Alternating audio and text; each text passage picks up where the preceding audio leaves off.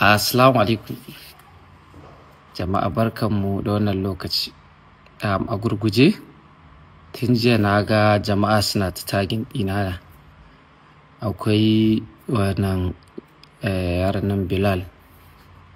So na bi post ɗin na ga yana neman alfarmar ɗora mar baiti ne a waƙa, wanda kuma yin hakan ba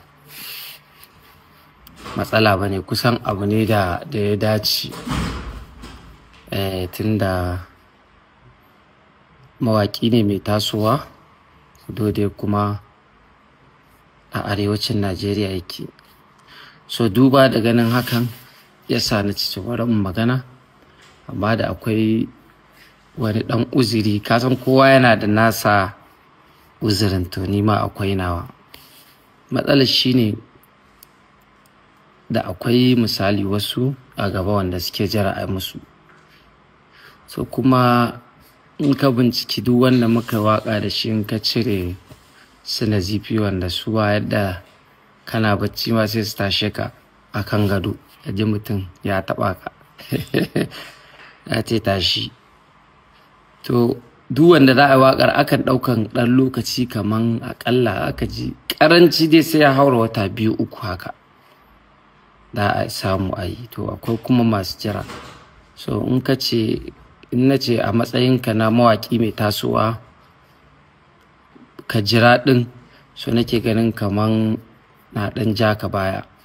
So amma kuma in kana ganin wannan ba matsala ba ne a gunka, shi ma ba matsala, you are welcome. Za a iya zuwa dan ma kuma insha Allah sai ka gaya mun, sai in gaya ma sharaɗin da za ka bi sai mu yi waƙar. Da dai farko na yi tunani har na ware kuɗi da ba su gaza ba, su ƙasa da 2 miliyan ba, na cewar to instead kai ka nemi cewar ni in taimake ka kuma ban taimaka ba, sai na ga to idan wannan delay ɗin zai baka matsala, so zan iya in baka kuɗin, sai ka samu wani, sai ku yi waƙar, maybe nan gaba ba mu san me Allah zai ba. So amma sai na ga kaman tunda waƙar ka ne ma ba matsala, in baka dai condition ɗin in za ka yi sai a samu lokaci a yi in Allah yadda. Amma in kana ganin lokacin ba zai ɗan jira agunka ba, za ka jiran zai baka matsala, to ni ina ga zan iya ɗau wannan kuɗi da bai gaza 2 miliyan ba, sai in baka, sai ka je ka samu, sai ka ɗan tura kai ma harkar waƙar taka, ka tura business ɗin naka gaba. Ba mu san me Allah zai yi ba gaba. So wannan zaɓi ne gare ka, amma abin da ka nema shi na fi mai da hankali a kai. Amma kuma ina ɗan baka excuse, saboda ba kai ba wasu ma na san gaba za a iya nema in Allah ya yi.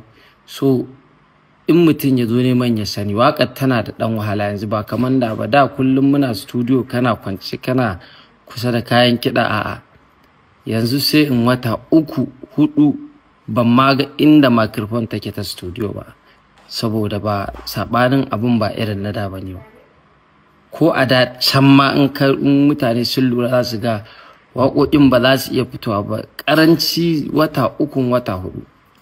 To yanzu waƙoƙin ma ta sai ta wata 6, wani sai fi. Yanzu aƙalla na san akwai wanda sun ba da waƙa almost ta kai shekara kuma tana wajena. So za a yi kuma dama abin da zan gaya ma sharaɗin farko shine in ba sauri kake ba, to wannan shine. So Bilal kana da zaɓi biyu. Jama'a sai a yi tagin ɗin Bilal insha Allah a taimaka. To na gode ƙwarai, Allah ya taimaki arewa, kuma masu tasowa Ubangiji ya taimake ku, ya ɗora ku hanya mai kyau. Na gode.